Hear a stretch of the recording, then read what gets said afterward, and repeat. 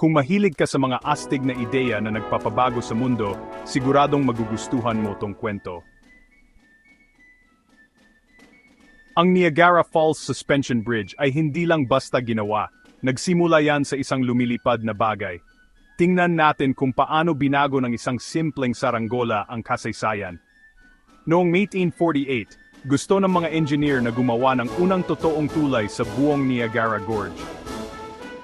Pero ito ang problema. Halos 250 metro ang lapad ng agwat na may napakabilis na tubig sa ilalim. Walang bangka, walang aakyatin, talagang walang paraan. Kaya, paano mo mailalagay ang unang tali sa kabila?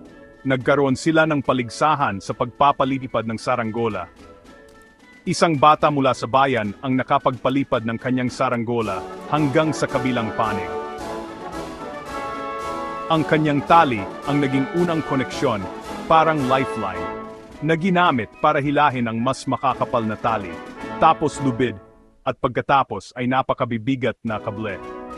Ang mga kable na yan ay naging pansamantalang tulay, at pagkatapos, ang kahangahangang Niagara Falls Suspension Bridge na tinapos ng engineer na si John A. Roebling noong 1855. At yung tulay na yan, nagbigay yan ng ideya para sa sikat na Brooklyn Bridge.